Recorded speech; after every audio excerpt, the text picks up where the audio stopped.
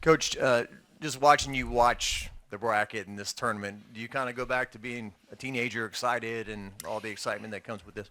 Well, I don't know about a teenager, Jock. I'm too old to think about being a teenager, but you just get excited for people sitting there that are going to get to see a first and second round deal here in the PMAC, the fans, and then you get excited for those players sitting there that have never been a part of this. And that's my excitement. Certainly, the competitive spirit comes out in me as we get closer to the games. But great crowd there for the announcement, and it's here. Isn't this going to be fun? No matter how it ends, when it ends, what happens, it's fun. Thoughts on the 3 seed, Spokane, kind of the matchup? Looks like first round, second round is going to be. Well, I'm familiar with Jackson State. We played them when I was at Baylor last year, the very first game. Competitive, very confident team. They pretty much control the SWAC. And remember, tall, 6'4", 6'5". I would have to look at their roster to see how many returned, but I just know they came out and gave us everything we wanted. Now, later down the stretch, we separated ourselves from them with the score, but I know a little bit about them. The other two teams was Ohio State. Let me make sure I think about this. Ohio State and I think Iowa tied for the championship in their league. Look and see if I'm correct. In fact, I think Ohio State may have won the tiebreaker as the 1 seed in their tournament. So now you're looking at Iowa, who gets a 2 seed, and Ohio State gets a 6 or 7 seed. So I don't know how they separated, how, high or low each one of them went, but if you're co-champs in that league, you're pretty darn good. The other two that have to play in game are Missouri State. We played them, and Florida State. I don't know much about Florida State this year. I would have to certainly watch that game and get in a film room. Overall thoughts on the regional? You got Utah and Texas as well. Yeah, I just watched Texas and Baylor play, and of course I know about Texas. I can't think that far ahead. Let us focus on what we have here and then worry about that down the road.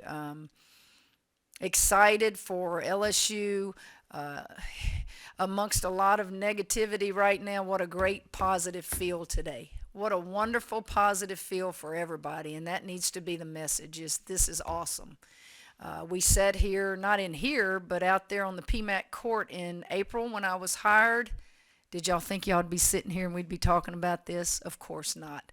I'm so, so happy for the players. Kim, can you talk about in the Big 12? There wasn't much gap between now and the start of the NCAA tournament. SEC is totally different. You have had 2 weeks to, I guess, practice and rest and heal up. Just talk about that, the difference, the transition, because it's a. I mean, I'm sure you're happy about it in some ways. I don't know if I am. I'm one of these that let's play tomorrow. I don't know if it's good or bad. I think it may be good if you have some healing to do, some nicks and bruises and things like that, and if you have a tired team. But you think about all scenarios, is it really good to be off that long? You get a little rusty. I don't know. So then you got to think, okay, I want to keep them here. Do we work out today? Do we take today and tomorrow?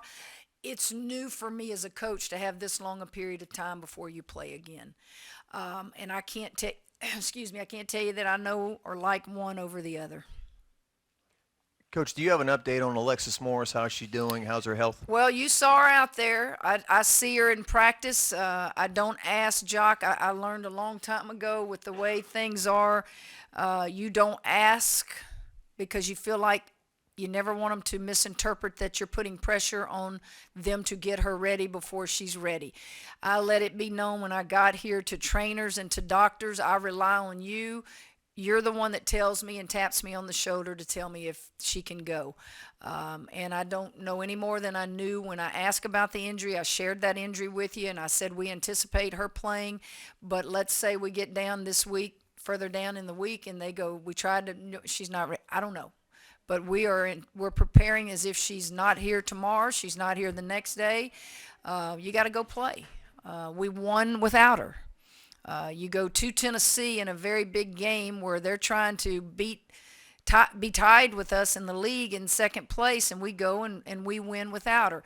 And then you know the story with Kentucky. But I think a lot of teams know the story with Kentucky in that SEC tournament. It's amazing to me, though, I'll say this. Selection committee, they're different every year, and so I quit trying to figure them out. But I've never been a coach that emphasizes conference tournaments. And as you heard them say, I guess was a big deal to the selection committee. Well, it's a big deal if they want it to be, right? I've seen people that got beat in our tournament that didn't lose a seed. So I quit, because I'm saying all this now because I know you're going to ask me specifics. I quit trying to figure it out. I'm not smart enough. I don't have the time to do it, don't want to do it. All I wanted to see on that board today was LSU getting to host a first and second round game. I'm going to assume that you've hosted first and second round before at Baylor. So do you get to choose your time? Because No, and we play Saturday, right? No, TV chooses that. And I can tell you, I didn't look at that when our name came on the board. I had to turn around and ask a coach, did they say we're playing Friday or Saturday? TV chooses that. Unless I'm wrong, that's the way they've explained it to me, TV. is there any greasing of the palms that can be done? There's a big parade on Saturday. There is? Yeah, What parade is it? the St. Patrick's Day parade. You know, I was asked to be in that thing. I guess I better tell them I can't do it, right? What time is that parade? It's in the morning. Well, what time is our game? We don't know. I don't know either. We will find out, I'm sure, later tonight. Coach Derek on my staff and administrators will get times from ESPN on what time our game is. We don't have control of that. You got baseball opening weekend. You've got, a lot of things that are going on, and we don't get to decide that. But that's a good problem to have, isn't it? What do you think it's going to take for you guys to be successful in this tournament? Well, we got to play. If Morris plays, that puts 17, 16 point, whatever more points on the board for you. If she doesn't play, each one of them's going to have to pick it up. As you know, we haven't scored in the 70s since she's gone out.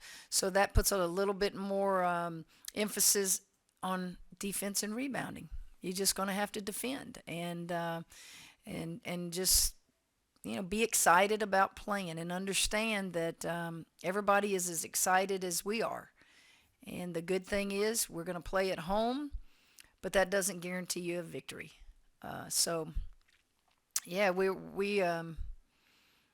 We got to get to work. When I leave here, we got to get in the film room, and we're familiar with Jackson State, but we don't just prepare for them. We got to prepare for the other ones as well. Kim, you're talking as if she may not play, but is she practicing, and how is she looking? Well, no, I can't get her on the floor. She's rehabbing. Okay. Now, they tell me she's been doing stuff on her own on the floor, and but she rehabs. No, she's not in practice. She's at practice, watching and coaching and moving around, but she's not going through full practices yet.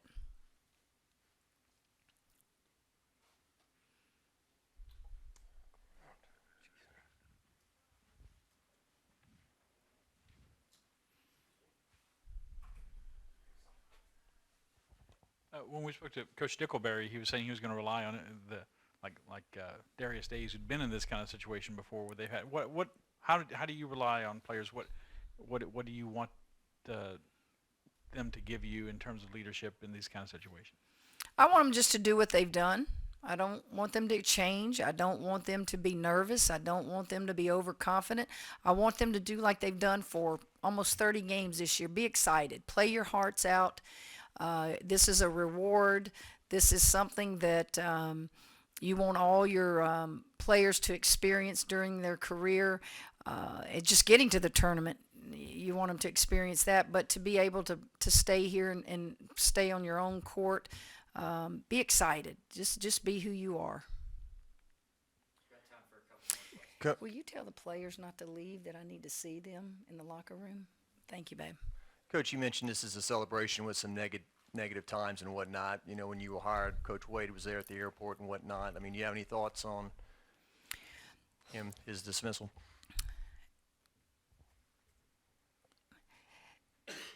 I don't, Jock. I don't think it's appropriate for me to say anything. I think if I did, it's beyond my boundaries. I think what I need to say is I'm so happy for my basketball team. I am so happy for the women's basketball team. I know the excitement's in the air in Baton Rouge and across the state. And I hope that everybody comes out. I hope that everybody can figure out how to do the St. Patrick's Day parade, how to get over here. If they want to go watch baseball, go do it on Friday and Sunday. Just figure it all out. But come experience this, because it's hard to do. It's hard to be a top 16 seed, and to do it as quickly as we've done it here. It's just a reward.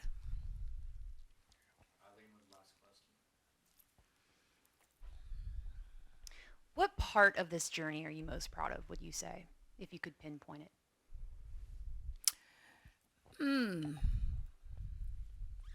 I'm most happy for the seniors. I'm most happy for our entire LSU flagship university. I watched the last several years from afar, so much negativity, and it hurt me because I'm from here. And I said it at my press conference, and I'll say it till the day I retire or die, whichever comes first. I want it to be a positive.